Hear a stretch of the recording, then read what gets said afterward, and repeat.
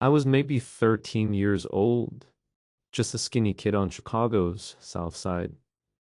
It was late 1999 at the corner of 60th and Indiana, and my cousin and I were walking to the corner store.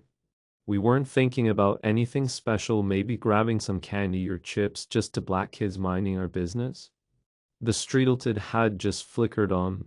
The night was calm, quiet even, until a police cruiser suddenly rolled up beside us. Out of nowhere, the night erupted in red and blue flashes. Two cops jumped out. One was this blonde-haired, blue-eyed lady cop, maybe in her late 20s. Her gaze was ice cold as it locked onto us. The other cop was a stocky dude with a hard stare. He moved fast, already yelling for us to get against the wall. My heart nearly exploded out of my chest. I remember my hands shaking as I raised them, confused and scared, pressing myself against a brick wall. My cousin would ask what we did, his voice cracking, but the male cop cut him off with a slap. The blonde officer grabbed my cousin's arm and slammed him harder against the wall. He's just 13, I thought. Why are they doing this? But I didn't dare say a word. I was frozen in fear. They patted us down roughly, the brick scraping my cheek.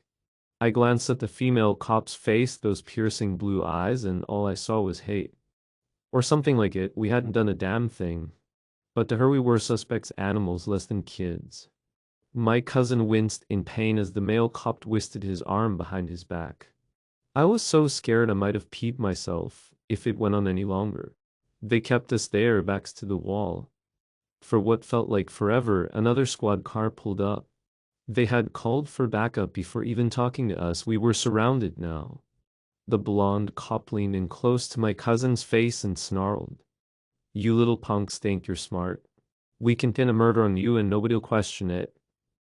I'll never forget the chill of her words. Pin a murder on us, my stomach dropped. There had been some news about a shooting nearby, and it hit me that these cops were ready to pin it on whoever they found, and they found us. I was shaking my cousin, trying to be brave, protested that we didn't do anything. His reward, the male cop struck him across the face with an open hand so hard I heard the crack echo down the block. I flinched, thinking he might hit me next. The blonde cop just watched with that same smirk, like she enjoyed seeing us scared. I hated that smirk. I hated how powerless I felt. Eventually, they yanked us off the wall and shoved us into the back of their cruiser. No explanation, no reading of rights. Just thrown in the back like trash. I remember the seat back there was torn and the foam was poking out. And it smelled like old cigarettes. My cousin's mouth was bleeding where he got hit, a silent tear rolling down his cheek. I had never seen him cry before that night. They took us to a station somewhere nearby. It was probably the 3rd district or maybe the 7th, I didn't know. I was a kid and too rattled to read the signs. They tossed us in a small holding room.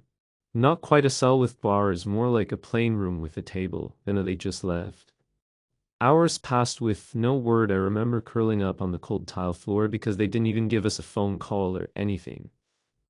My cousin was pacing the room, cussing under his breath, saying, "This is bullshit. They can't do this to us." I wanted to believe he was right, but the way those cops handled us made me think they could do whatever they wanted. It felt like we had disappeared, like nobody knew where we were or cared.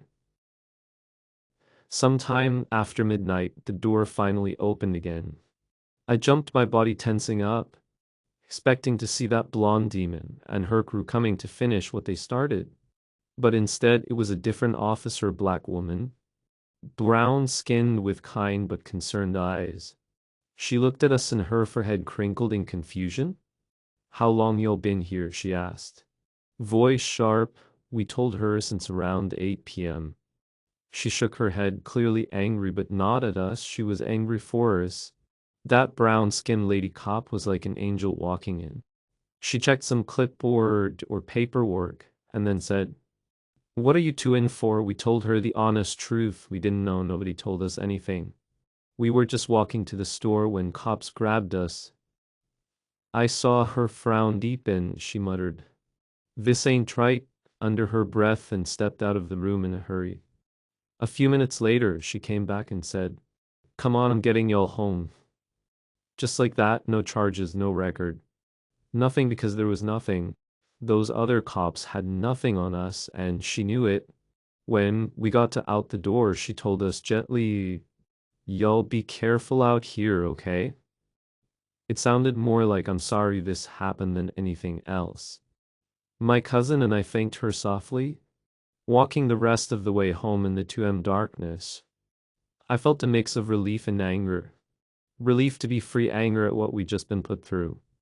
I looked over my shoulder the whole way, terrified that the blonde cop might be around the next corner waiting to grab us again.